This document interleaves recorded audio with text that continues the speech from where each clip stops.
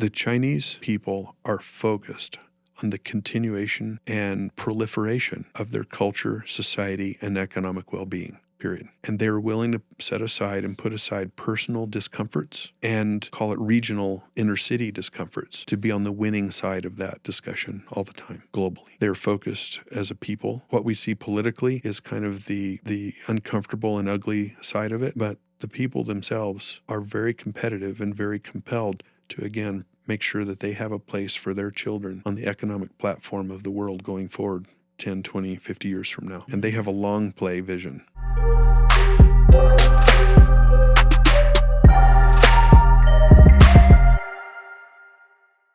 Everybody, welcome to this episode of OPS Unfiltered. I'm your host, Jared, founder and CEO of Luminous. Today, we have a very special guest, Darren Long. So he's actually the father Jared. of one of my previous guests, Rawson. Mm-hmm. So, Darin, can you just give us some quick background? What's your experience with supply chain operations in modern companies? In modern companies, does that include back before the 1990s? Actually, let's start there. Yeah. So not modern. It's not very modern. Let's go back to the 80s. I don't feel modern back then. Yeah. So my first commercial transaction was in 1989. And I guess I can talk about this because it's so long ago and the statute of limitations would be in my favor. My first assignment was to go buy Levi's in China for a small company in Missouri. Oh, wow. Yeah. I didn't know you couldn't just go buy Levi's. I was too young and naive to understand that, there were supply chain constraints or legal issues, right? So I found the factory that made the Levi's, but they couldn't sell me Levi's. They could sell me the jeans, and then they pointed me down the street to buy the labels. How did you find the factory back then in the 80s without much technology? 89, 90, 91.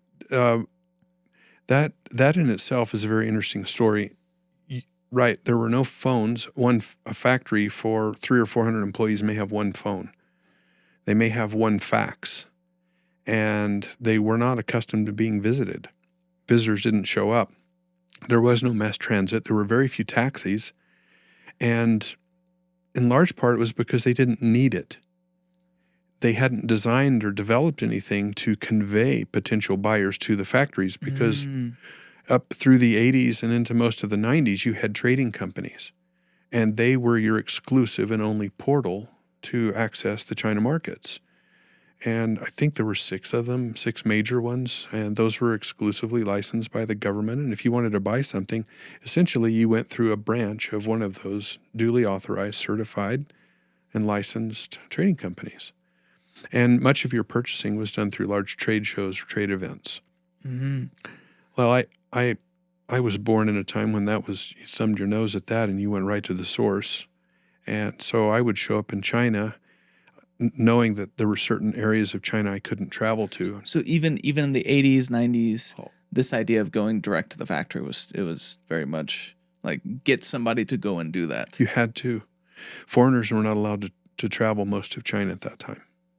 Really? Yep. Was that a law? It was a law. Oh, wow. I didn't know that, however clearly stated it was, when I went to buy tickets to certain towns to go to where I understood factories were, I couldn't buy the tickets. They wouldn't sell them to me. No way. Good. Just because like the color of your skin or the law? Well, they also mentioned my nose was a little larger than most of them. So it wasn't just the color of my skin. So yeah, and they would just say, sorry, there's no tickets left. Interesting. And so I would use friends or former schoolmates from Nanjing University, where I went to school. They would buy the tickets for me, and then I would travel on the bus. Wow. Or the train, depending on how far away it was. Okay, so before we get a little bit deeper into that, so very deep background in international business, specifically supply chain, sourcing. How did you get into that? Like, you speak Chinese. I do. You needed to back then to actually navigate. Clearly. I loved it. So what led you there? Like, how did you learn Chinese? Why did you start sourcing for people? Well, first of all, I got a D+ in Spanish, and I think I got a D+ in French. when I was in high school, so I didn't recognize that I had any language skills at all. And I was called on a mission for the Church of Jesus Christ of Latter-day Saints, and I was called to serve in the Taichung mission.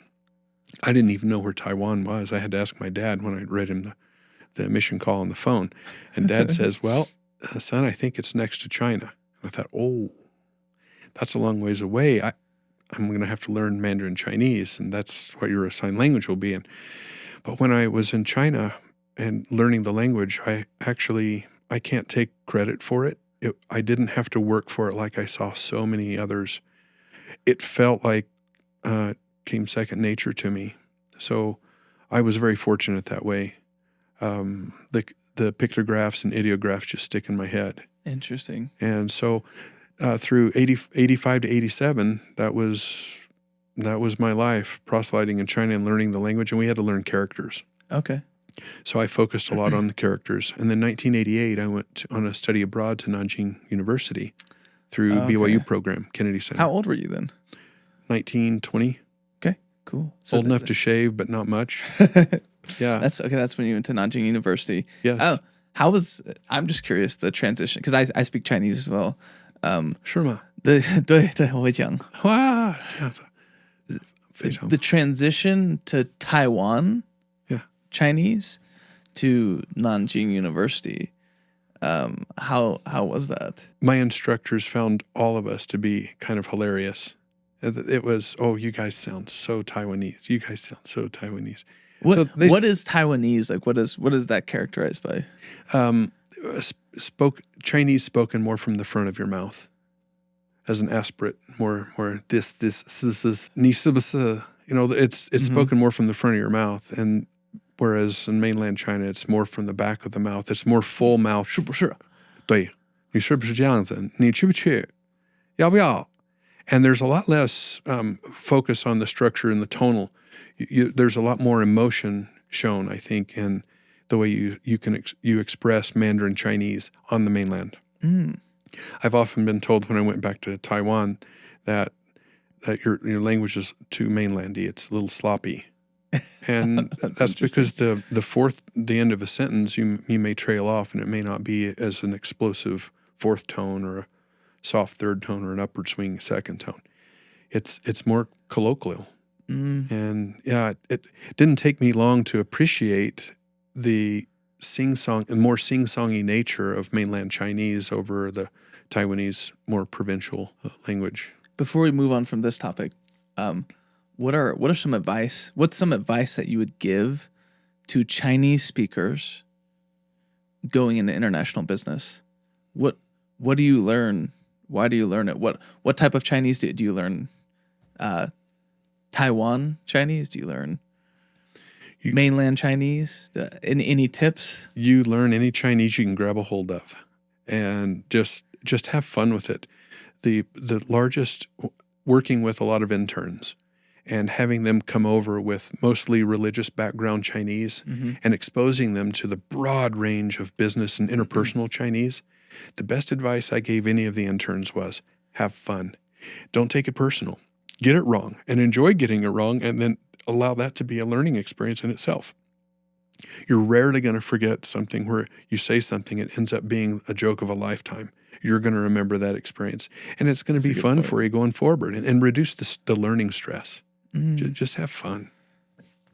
Yeah. I love that. That's awesome. Okay, so you've learned Chinese. You went to Nanjing University, and so then 89, that was your first official sourcing visit where you found a factory and you were sourcing Levi's for a company in the United States, right? Yeah, there was a Levi's shop in my hometown of Cape Girardeau, Missouri, and she said, "Hey, if you can pick me up some Levi's while you're on, your next trip, would you mind?" I'm like, "Well, of course," because I knew where the denim was made, and back then there weren't a lot of products made out of China. They were still working on developing their plastics, and electronics was really unheard of.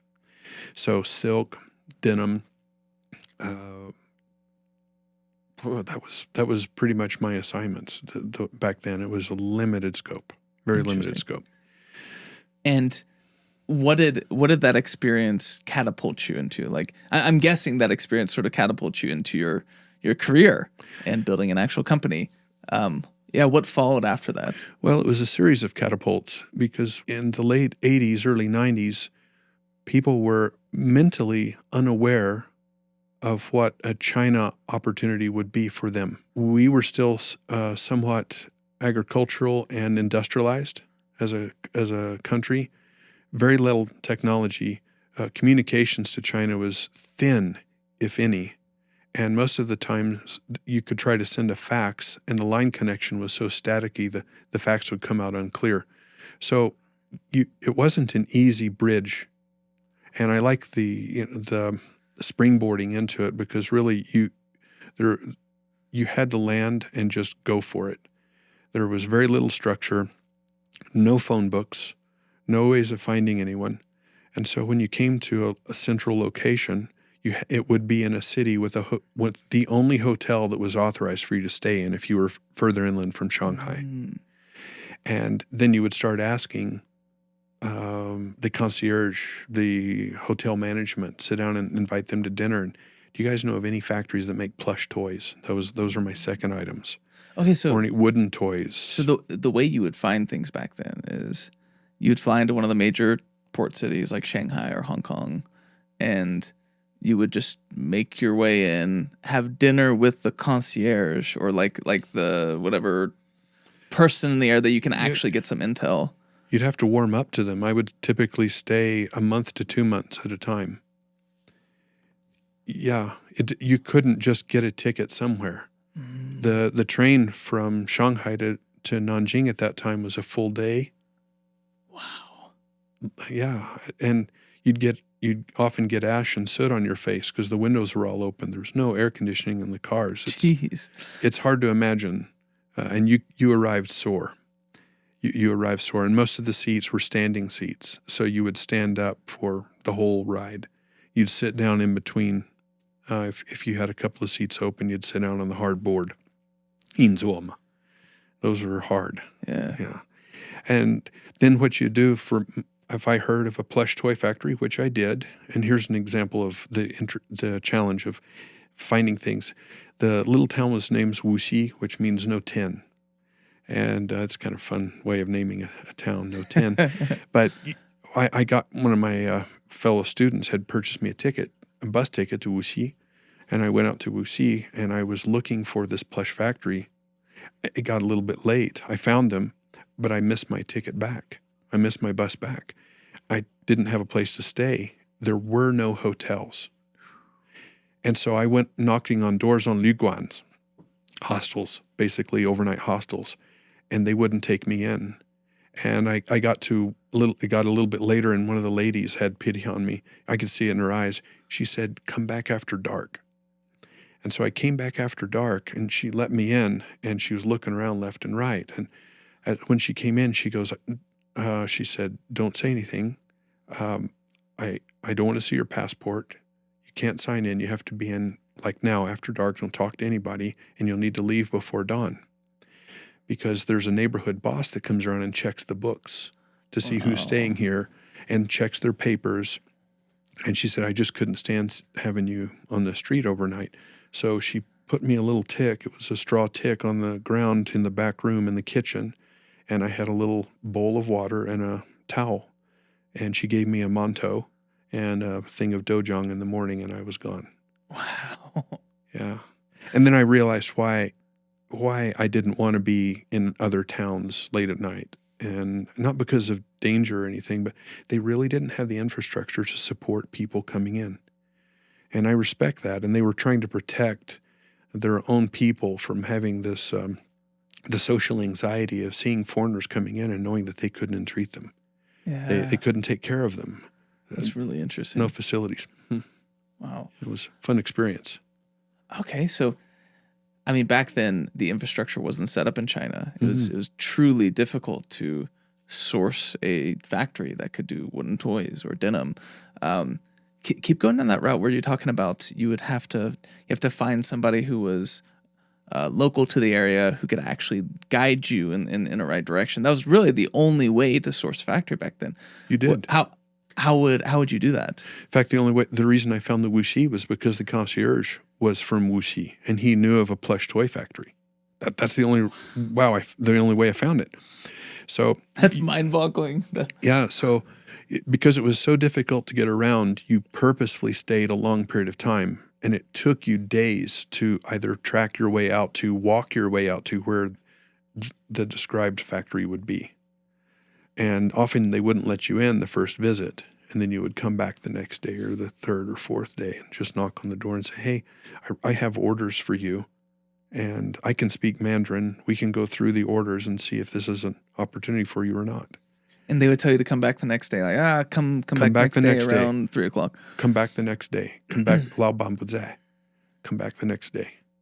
Those sorts of things. So I would just keep coming back. Man, the level of persistence. Well, we are so spoiled today. So spoiled. The level of persistence that you have to do something, as we think of that nowadays, like sourcing a factory, like, it's easy. Like, you just go to 168.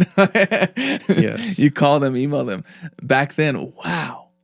You had to go into one of the main cities.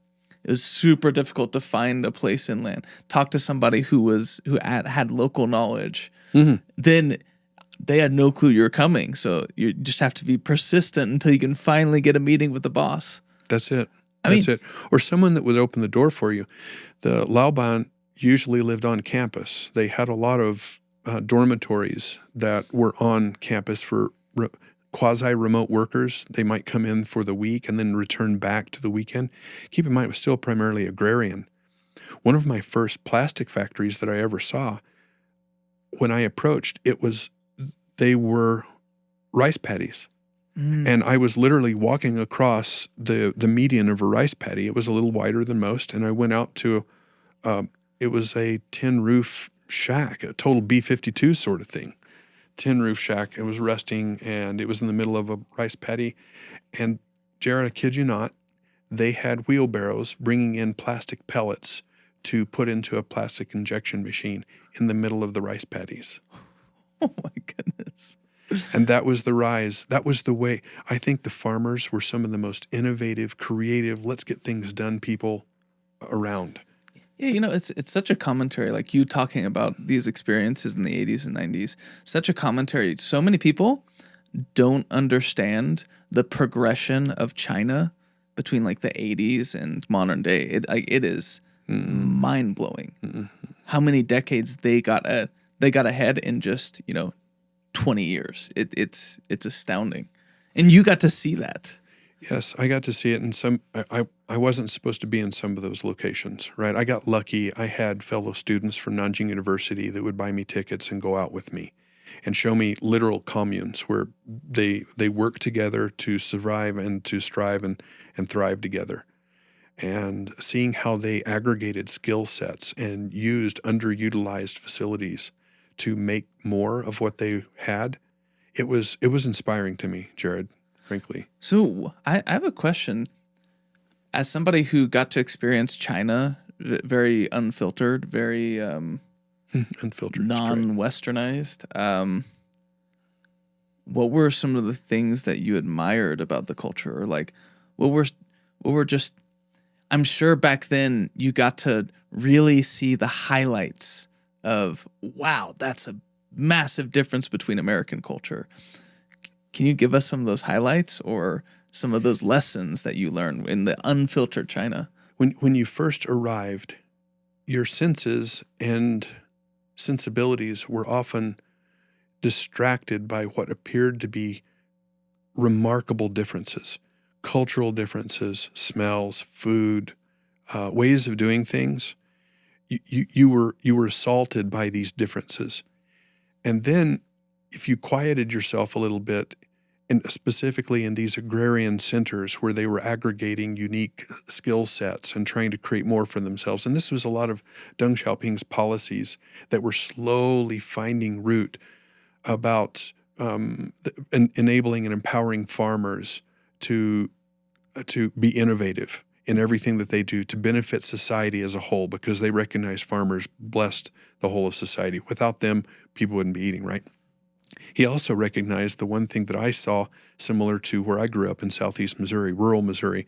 I had friends that were farmers, and in my third, fourth, and fifth grade years, I was in an agricultural community. They were extremely innovative, doggedly perseverant, and fiercely loyal to their neighbors. If someone had a call, someone needed to do something, they were out there. You didn't have this, call it urban and city dwelling divisions where people kept to themselves. It really was communal. They grew up knowing each other. They all went to the same school. They all farmed the same land for a generation or two generations or three generations. The teacher, his name was Zhang. He taught the little town may be called Zhangcun, and everyone in that area was Zhang, Gongchang. And this was their culture. This was their family. You might go for 30 minutes or 40 minutes to find other families, Chuns, Zhangs, Gongs, whoever, and they're all very family-centered, localized, and centered on seeing their own family progress, not just subsist. And I came into that period of time when we're not going to sit back and subsist anymore. The Cultural Revolution is behind us. The world is open for a new age, and I need to make a better place for my children. That was what I heard people talking about over dinner. Darin, you come from America. What's it like there? It was very difficult to comprehend. I want to make a world like that for my children. That's what they would say. How can I tell me how I can make this more able of facilitating the increase of capacity and education and reach of my children? That's so interesting. Now talk about a little bit the difference that you've seen, or I guess the evolution of China from the 90s to modern day. I mean, wow, talk about. Yeah. When did you start noticing in your trips, your many trips back to China? When was one of those trips where you're like, wow, things are different?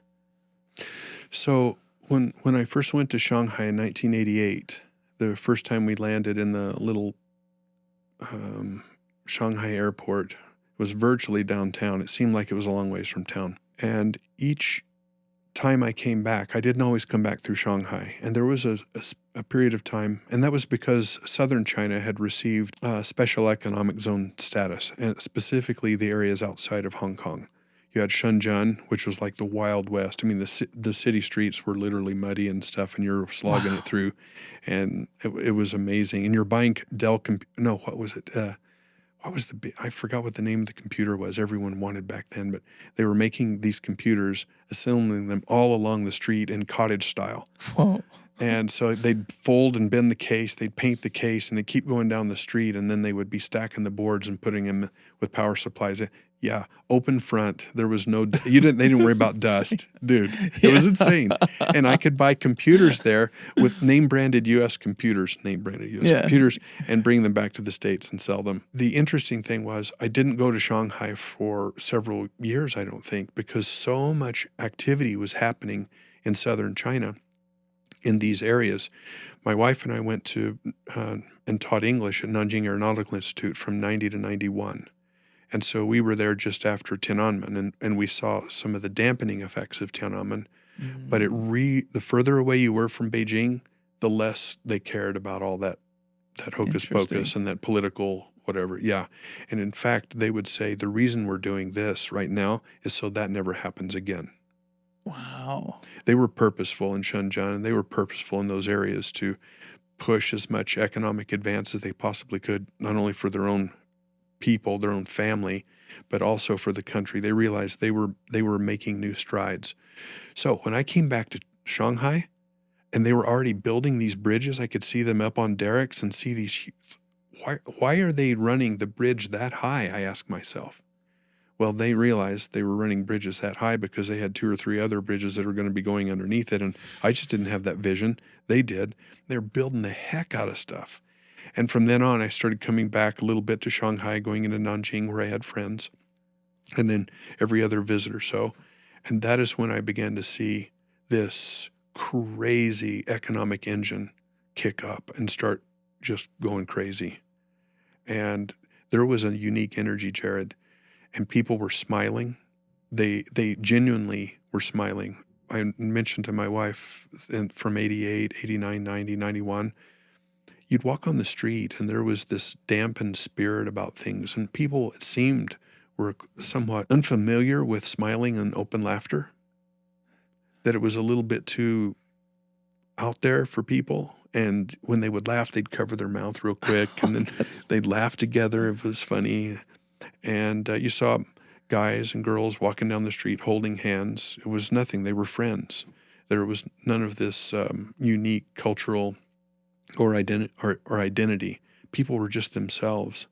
And the way you describe China in the 80s and 90s is it's like very romantic. It's like, I look back at it, it's somewhat romantic. They were very innocent. The people were all very innocent, all very sincere.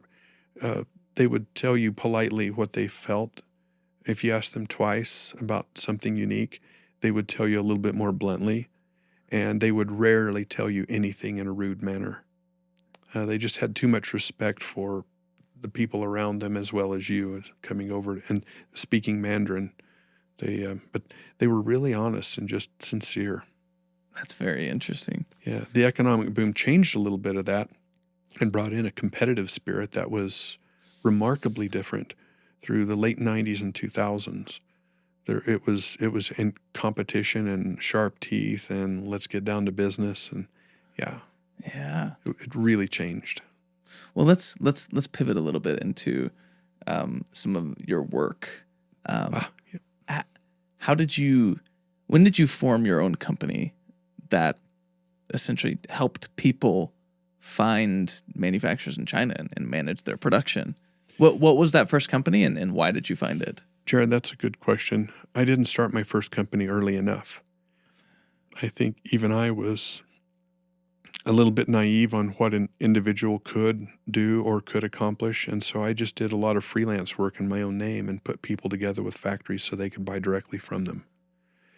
And so I would get paid on completion of service. It was similar to what we might call today as a BTO, build and turnover. Okay. So I would help them generate a relationship with the factory, get product going that was acceptable with the right order of operations, statement of work, quality. AQL wasn't even heard of generally back then, but we would set up our own quality standards, acceptable quality standards. What would you charge back then for a project as simple as, a moderate sized company in the United States wants you to find a factory and get the first production run accomplished? That's a little bit embarrassing, but I think one of my first fees for service were like $900. Oh my goodness! I think it was because I felt bad asking $1,000. What? It just seemed like a big number. Oh my goodness! What a bargain somebody got. It's like somebody coming in doing what you were describing in the 90s. Like that's like hundreds of thousands of dollars of value. I recognize that now. At the same time, I remember explaining to myself the hardship I was going through. I was also learning. And when it took me 2 months or 3 months or 2 trips to get something completed for someone, I often felt a little guilty charging that, because why couldn't I do it faster? Why couldn't I do it more efficiently? I relate to that, like as a fellow business owner. Like when I first started Luminous Software, I didn't charge anything for our first customers. And I simply saw it as like you said, like I'm not an expert yet. It's not working like our competitors.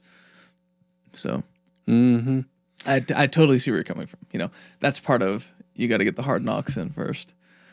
But, but then there's also a side of me that's like, man, what else are they going to do?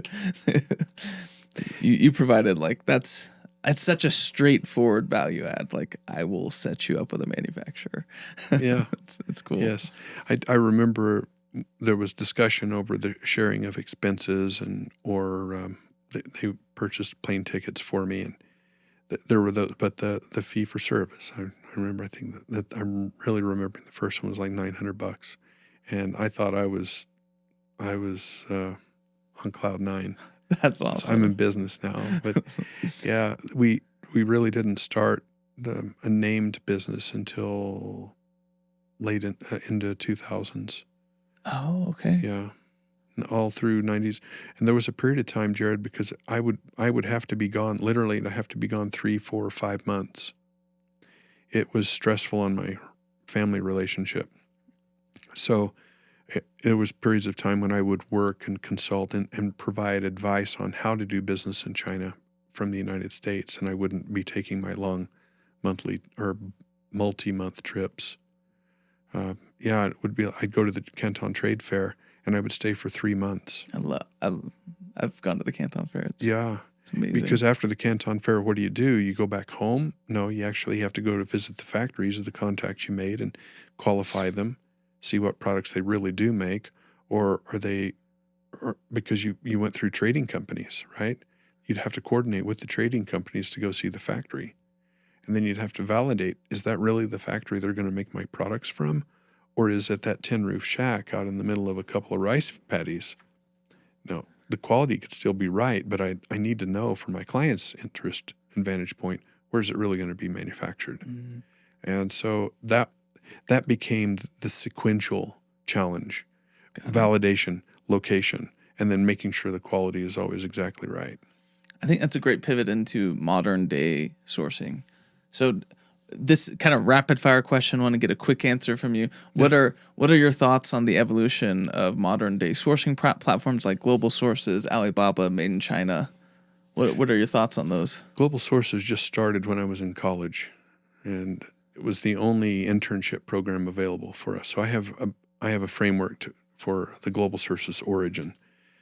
When it started, I think it was less commoditized, right? It was more individual service, and folks were the companies on both sides of the pond knew that a full breadth of services needed to be offered in order for people to actually have success in transactions with China. Banking transactions are difficult, whatever. But what did I see the differences and between then and now, and what all? It means today, I'm less. The cowboy version of me needed to be in existence years ago in order to kind of bridge some gaps and to forge some paths and all that. And I think what these platforms have done is they've thoroughly learned and aggregated the experience set that I had to identify the easiest paths possible to provide access to markets. They really have. I think you just said, well, it's like they provide access to markets. They give you some level of access that you otherwise wouldn't have been able to have before their existence. The early method of it was straight access with no filter and no qualifying values either, because a lot of it was the trading companies that validated everything for you. You really couldn't go to the factories. Very few people could. What is a trading company, real fast? You've said that a couple times. Those trading companies, they had the license to receive foreign currency, use foreign currency, convert it into local currency, buy the goods that were being manufactured and facilitated by contract, directions, how to make it, drawings, whatever that contract pack was, call it a tech pack. Yep. And then they would take possession of it for you as your agent and then ship it to you. That was it. That's what a trading company did. They were the government's authorized interface to foreign parties. I think that's something that I didn't even realize is they were government authorized middlemen. They were. That's exactly right. And there was, like you said, I mean, there was true value in trading companies. There still is today. It's just interesting, the evolution to these platforms. What do people miss out when they go through Alibaba? So you just explained, it gives you access to markets. It gives you vetted access in a lot of cases qualified to these markets. Yes. Qualified opportunities to manufacture goods. What do people miss out on if they go through Alibaba versus through Darin in your company? Oh, I would say there's one particular thing that they miss out on is the ability to customize. I won't even go into the true validation of the factory, the ability for you to evaluate and compare companies on site. I won't even go into that, but I think what many times we we try to avoid the discussion of liability through saying, oh, but they're gold supplier, or they're a gold vendor on Alibaba. They have all of these qualifications. Do they? Have you validated them in person? I think everyone has a story of the successful story of buying it off of Alibaba. It really went well. And then the same person may have another person, a friend or someone they've heard of, or a family member that got something off of Alibaba and it was not what they ordered. And they feel like they really got took to the cleaners, and now they know why they're not in international trade. And so what causes some of those bad experiences on the back end? Like, from my perspective, I see a manufacturer, their profile on Alibaba. I start talking to them. Seems fine. I get a sample. Awesome. Put down the money. I get it. And it's like, this is not the production sample. Like, what causes something like that? I've been asked this question before, and why would it happen? How it would happen? People wouldn't do that. And I give everyone the benefit of the doubt. There may be something got lost in translation. Maybe one person's perspective of a finished article really isn't another person's, or something got messed up in production, and this seems acceptable. Maybe because there's not an AQL statement which fully specifies what is acceptable and what's not acceptable, or what the major or minor flaws are acceptable, or how many points are going to be docked for these particular incorrect forms or incorrect methods of delivering the product, wrong color, wrong shade, whatever, right? But I think there are some just genuinely bad actors that they don't care. They've collected the check and they're going to ship this over, and they're a long ways away. What will it matter? Yeah. And I fundamentally, I think it's those sorts of people, and I don't see a lot of them in China, but they are there. And it's that's why we have a sourcing office. I've worked with people that I hired away from other companies because of how honest they were. And I've worked with them now for over a decade, 15 years. So yeah, some of them were critical experiences for me. I had a battery powered device, and I this is interesting. One of the things I do with the supply chain is I'll call it the flagship product, or I'll ask my client to say, all right, this is your widget. What makes your widget unique? And they'll tell me. And then we'll go through and identify in terms of priority. How do you want me to carry forward on identifying the factory that you want and getting this product for you and everything? And then I'll say, all right, who is your primary competitor, and why are they number one or number two within this particular space? And then they'll explain it to me. And then what I do, Jared, is I will go and find the competitor's supply chain, and I will study it. And I will crawl down into the root of the supply chain and find their raw materials. I've done it for everything from batteries to magnets, sintered objects.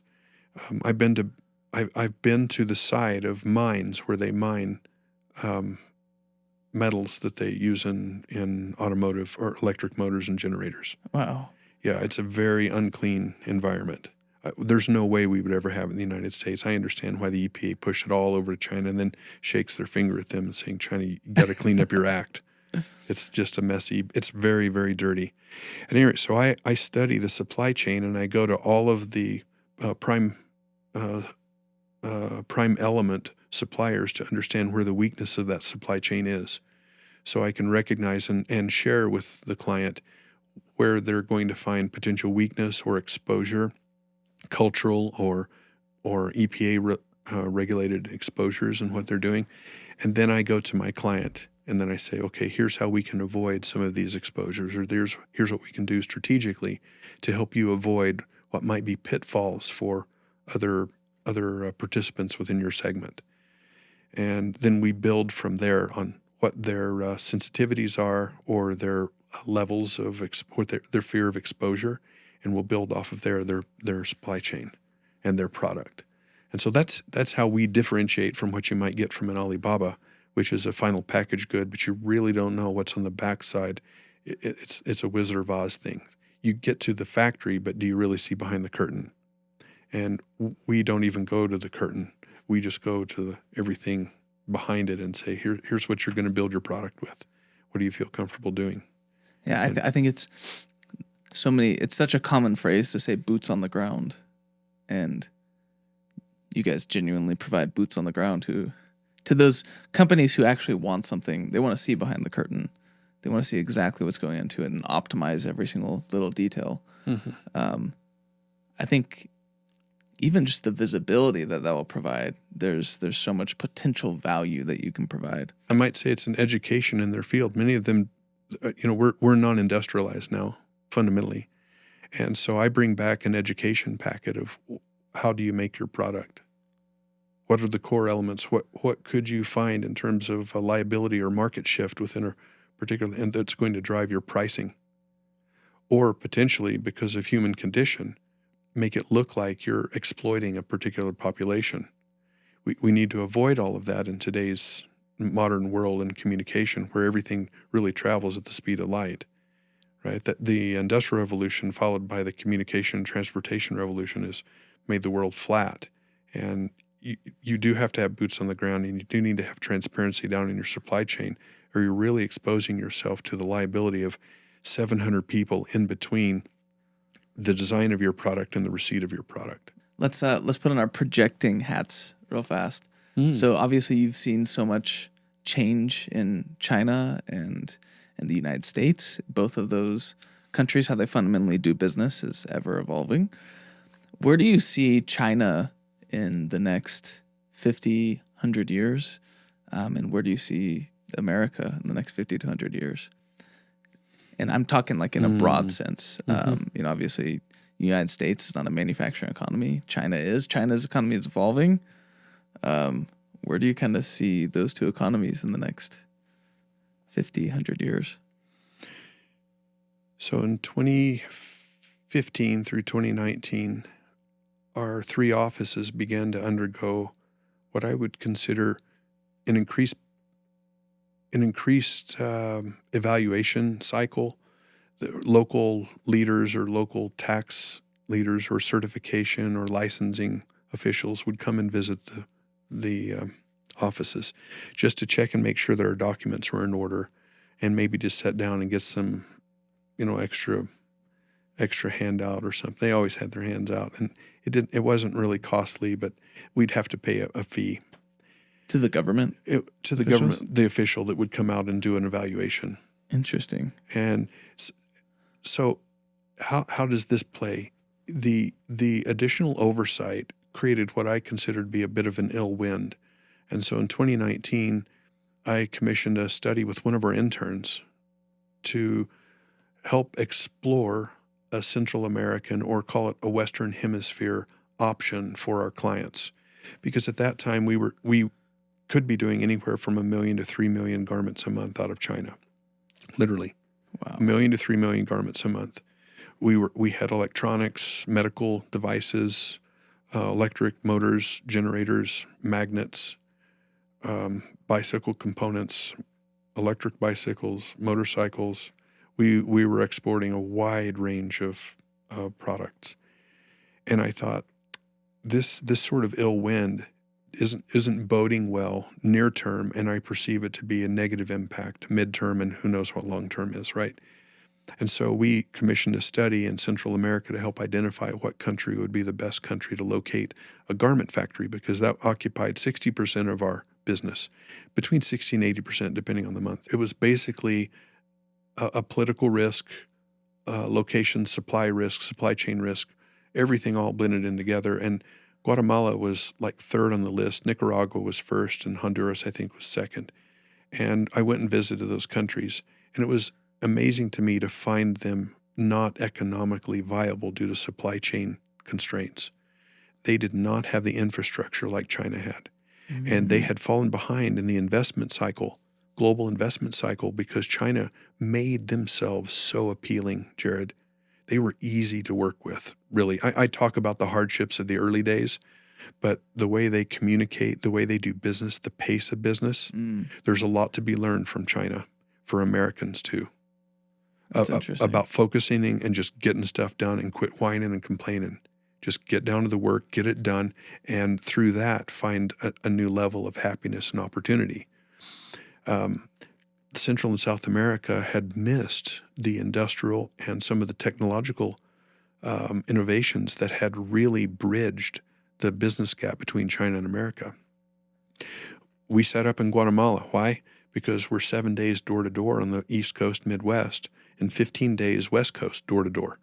And that shortened people's cash cycle. And from a garment perspective, it worked. But I couldn't bring over other tech. I couldn't bring over plastics. I couldn't bring over in any sort of forming. They just didn't have the infrastructure there. Electricity isn't widely distributed. China has done such a marvelous job supporting their infrastructure and development to enable industry to be globally competitive. But that wasn't happening down there. So we still do a lot of supply chain out of China. Where do I see things happening? I see a divergence in the low-cost labor set being brought closer to home because there really is low-cost labor in Central and South America. China is investing heavily right now in Mexico, and they will for the next 10 years. 5 for sure, 10 is a reach because they are seeing the inability to reach U.S. market and Western markets due to ideological differences that are growing. And it's not so much that the issues didn't exist before, it's that people are making noise about them now. Yeah. And finding a reason to say, I don't want to do business now. Right. But like I said before, some of the dirty chemical processes that were exported out of the United States, they were done purposefully, and then no one cared about what it was doing to China. It was our own appetite that was hurting their environment, and then we blamed them for hurting their own environment. Now that's me taking a little bit of a bench, politician side of things, but it really is I view that as being the negative side of U.S. influence in China. Here, do this for us, but keep it clean. Or don't tell us. Yeah. Right? And then slapping them on the wrist when they find out about it. And then that just escalates, and that's where we find ourselves today, where we haven't, in a balanced way, really sat down and talked about our differences and, critically, our similarities. The desire of the Chinese businessman is exactly what the desire of that farmer was back when I met. It is, how can I make my situation better so that my children can excel in a global economy? It's the same thing they're asking today. It's the politicians that tend to drive things sideways and lever situations so that it becomes untenable for the most of us. But where do I see it going in 5 to 10 years? They've already, that road and belt or the belt and track or whatever that is, that program, they set that up and started that up a decade ago because they knew this day was coming. And so they have incredible amounts of foreign direct investment in Africa, and they have incredible amounts of foreign direct investment in Mexico and Nicaragua and any other country in Central and South America that will take their dollars and change their statehood affiliation recognition from Taipei to Beijing. And we don't invest in that. So fundamentally, the United States is giving away global territories and global markets by not addressing issues of finance and support of economic development. We tend to foster relationships through other methods and terms, but the Chinese are just straight economics. And what do you think? That's going to adjust it. 10 years from now, they'll be divested in China. In fact, interesting, you'll like this. Sorry to interrupt. You're good. That some Target basically has said we're not going to be producing in China anymore. China is the backup source for manufacturing going forward. Mm-hmm. When Target makes a statement like that to their own executives and sourcing managers, they're moving out of China. In fact, a Chinese company invested in our Guatemalan factory so that they would have a Central American source for their a center hub for their operations. So it's just going to slide, and we're going to see a greater divergence in economic decoupling with China and the United States, to where I'm not sure how much trade we will be doing in 10 years unless the political lesions can be healed through real dialogue about what's really going on in the world. What emotions or ethos is behind China's aggressive expansion? Is it concerning at all, or is it like, no, they're wanting to always expand their ability to have international trade or be at the forefront of? Is there something malicious behind it? Do you think it's mostly benign? So I studied and graduated in ancient Mandarin. The purpose for going to Nanjing University and studying really the ancient characters, I thought in order for me to understand and do business successfully with the Chinese, I needed to understand the formative thought behind their current practices. So I studied the characters, and I studied poetry, and I studied literature, and then I studied politics, and I read the Chairman Mao's Little Red Book. And I did that so I could understand how to answer what you're saying right now, what you're asking right now. And my answer is this. The Chinese people are focused on the continuation, not only and the continuation and proliferation of their culture, society, and economic well-being. Period. And they're willing to set aside and put aside personal discomforts and call it regional inner city discomforts to be on the winning side of that discussion all the time, globally. They're focused as a people, and what we see politically is kind of the uncomfortable and ugly side of it. But the people themselves are very competitive and very compelled to, again, make sure that they have a place for their children on the economic platform of the world going forward 10, 20, 50 years from now. Mm-hmm. And they have a long play vision. It's not short play. Yeah, that's where I see. And it's unabashed. They don't apologize for that pursuit. Do you think the United States has anything to worry about? Their worry should have started 10 years ago. And I suspect within known circles and well-advised circles that they knew these sorts of difficulties were coming. And in fact, in some ways, depending on what your political leaning may be, you might argue that depending on your political leaning, that the flames were fanned by certain political interests and as well as corporate interests to create divides and then reconnecting at certain times to either reinvigorate or re-solidify particular agreements and directions globally.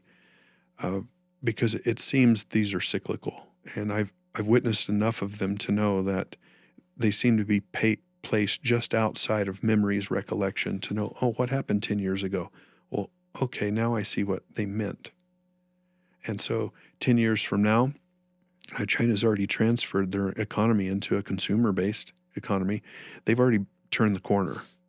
And once they can do that, then they can consume the product of their own domestic production. Yep. They don't need foreign direct investment, and they don't need us buying their products anymore to a particular degree. We've seen changes in their economy recently. We've seen changes in their tax structure and their tax policy integration. So, do you think the United States needs to similarly pivot and become more of a manufacturing country? Absolutely. Yes. In the 90s and the 2000s, I thought I couldn't be in a better business. Everybody wants to go to China, and I'm already here. Yeah. And it was easy, Jared. It was really easy. And then as I got a little bit older and I began to see the proverbial tea leaves forming in the bottom of the cup, and it was like, wait a minute. The U.S. has basically deleveraged their capacity for self-sustaining industrial and potentially even agricultural activities. Have we lost and forgotten certain core competencies that we need in order to sustain ourselves? And then I began to be a little bit of a reshoring evangelist. And that really did happen about 2014, 2015. I started relooking at what was the path of my life. If things happen right now that were disquieting, would I regret offshoring so many jobs? And the answer was yeah. Yeah. That's a really interesting perspective. And I need to work now for the rest of my life to see if I can't re-equalize the balance of trade that I may have offset. What can I do to my own footprint to leave the world a little bit better and more balanced, and also to provide some balanced advice, not that I was ever just self-centered and come to China no matter what, I always counsel the businesses to retain some of your manufacturing base in the United States for the what if occurrence, for the black swan occurrence. Because if China gets shut down, if there's a typhoon, there's a number of things that could cause problems in trade with China. You better be able to sustain yourself here for a short period of time to bring up your supply chain.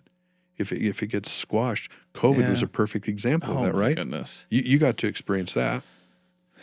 So I had bird flu in swine flu and bird flu in 2004 was a precursor to what we went through. Goodness. Yeah. Well, two more topics I want to dive into real fast. Sure. Number one is troubled clients, troubled purchase orders, manufacturing runs. What are the top three things that you've learned from the bad experiences with customers? Manage expectations. And you do that only by truly understanding what caused the problems. You need to manage expectations, and you do that through going in and studying a little bit and being very objective of what the cause is so that you can inform them. And the last thing is to look at every disruption as an opportunity. These supply chain disruptions, process disruptions, manufacturing disruptions, they're all opportunities to learn. If you don't look at them as opportunities to learn, you end up getting bitter about the relationship, finding reason to blame this person or that person or the other, and it ends up being a non-accretive experience. Those are the three things that I think I learned from and I learned to manage through. And in every instance where I did that, Jared, I ended up developing more business with them. Interesting. Mm-hmm. So you take those bad experiences, find the source of the problem, come forward with it, and a lot of times it expands the business relationship. Yes. With one company, they were seeing some IP leak, and so they asked me to find the factory that was making leggings. How many factories in China are making leggings? Thousands. Well, it turns out I found them, and I went to visit them, and strangely enough, this man would not let me into his design studio. He would not let me into one room. The door was locked. I didn't speak English. This is kind of a funny thing. I wouldn't speak English. I mean, I wouldn't speak Chinese when I first went to them. Oh, you'd fake. I have my Chinese assistant with me, Bree or Crystal or someone else, and they knew the play. They knew the playbook. We'd go in, I'd speak only English, they would translate. And somewhere through the process, they would offer them, I'd say, look, I'm just translating for the guy, but I know if I approach him with a certain amount of money, he'll pay you amount of money. And really, I want to look good. If you can let me in that room, it'll make me look good. I'll share my tip with you. I'll share whatever. And you know what? Often, Jared, they would let him in. And then I would realize, okay, we've got a broken supply chain here. Yes, your designs, engineering designs, whatever. It could be clothing. It could be electric motors. It could be medical devices, dental devices, whatever I was doing. If I found their competitors, remember I went and I studied the competitor supply chain. If I found them open to handouts, you knew that there were other factories similarly aligned, right? This guy would not even let us in. I came back a second time. I came back a third time. And he said he didn't want to talk to me a third time because he figured I was a spy. Wow. And later on, he's been one of my best friends in sourcing because I told him why I was there. And I thanked him for letting me prove his supply chain and prove that he was a high level of integrity in everything that he did. And so it's one of those things where you take what you've learned from the supply chain. And when I went back to the customer that had asked me to find their supplier, are we getting IP leak? I could tell him, absolutely not. This guy wouldn't take a bribe from a local, wouldn't take a bribe from me. And when I started speaking Chinese to him, he just laughed. He laughed. He goes, I knew it. I wondered, you were just asking too many questions as if you were understanding the discussion I was having with the translator. But I've been there 3 times trying to crack his shell. Yeah. He just wouldn't let me in. That's really cool. So, but yeah, you learn that. You learn how to express your own technique and validating someone's integrity and the integrity of a supply chain. And, you know. What advice would you have for, and this is the last question because we're running out of time. What advice would you give to an e-commerce founder or operator let's say somebody running a $20-30 million a year business, who is almost exclusively reliant on China. Mm-hmm. What would your advice to them be? Would you tell them diversify everything? Would it be really blunt, like get out of China? What do you think they should do to prepare for the next 10, 20 years, brands that are really going to have success from a supply chain perspective? First of all, I would congratulate them. Raising anything past the 10 million mark, that's when you can start really getting legs. And it takes so much work and effort to get to that 10. My hat would be off to them. And I'd recognize they've got some great qualities that help propel and drive them through those levels of success, because it takes drive and grit. People say it's luck. It's really not lucky. The second thing I would say is that, yes, to assume that the economic conditions and political conditions between here and 5 years from now, or whenever you have your perceived exit, to stay the same is a wrong assumption, and it could bite you. And if you want to exit, you're going to want to assure the potential purchaser that you have alternative plans where you've considered the political risk, the economic risk, the foreign currency risks. And you can say with confidence, and this guy's going to see through your smoke and mirrors if you just got smoke and mirrors. He's going to see if you've genuinely assessed what other market alternatives there could be for your product to maintain, if he buys it, to see that this business can be self-sustaining through any economic downturn averse from a regional perspective. And so I would say, yes, you should at least have a plan B. If Target is going to say China is their only plan B right now, that's their backup manufacturing, then you'd better have at least a backup that's outside of China. I like that perspective. Yeah. Right. They're smart. They got plenty of ears on the ground and ears in the air and boots on the ground. So I would encourage them to, in some of their spare time, identify a particular range of countries that have good sourcing for their particular line of product, find factories there or connections there that they can begin to slowly, and don't run into it or rush into it. That can be destabilizing as well. Your time is to get you where you are. You've spent a lot of time to get there, and you don't want to immediately fracture your time, but to apportion a certain amount of time to study and learn what the supply chains are like within these new locales, what the regional customs are, what some of the challenges might be different than China to Central America and whatnot. Okay, well, I think this is probably a good place to end it.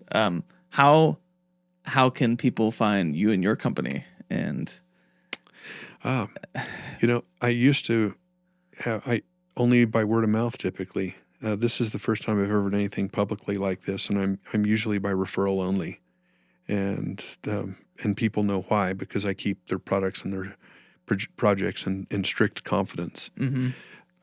But the website, I'm sure you could put that up on for the garment factory in Guatemala, is Infitex, INFITEXCA.com. Okay. And that's specifically for garments. And we've got a magnificent factory down there. We do Pendleton, we do Grunt Style, we do Columbia, we do Timberland, we do Puma. We've been able to bring over quite a few brands. For our China business, it's Innovasia, SCM.com. And we still do garments and clothing out of China, and we're expanding a little bit into Indonesia right now with Rawson. He's helping us crack that open. And we do a lot of electronics, pickleball stuff. Oh, that's cool. Yeah, pickleball. Are you kidding? That is amazing. That market. Just the explosion of pickleball. Explosion is right. So we do a lot of bag development for some other labels and do a lot of other paddle development. It is fun to be in such a dynamic sport like that. I haven't seen anything like that since Ironman, when we were doing Ironman. Oh man, I'm excited to get some of these clips to you from this podcast. I think people are very attracted to, from a supply chain perspective, to people who have been there, who have real authentic stories. I could talk all day, especially about like the topics at the beginning of the conversation, just about like old China, the 90s, 2000s. But this was definitely an interesting conversation for me. I hope whoever watches gets some Appreciate value it, out of Jared. it. But Thank you. yeah, thanks for stopping by. And these are questions I hadn't thought about for years, and so it's been invigorating. I appreciate it. Thanks Yeah. for having me. No problem.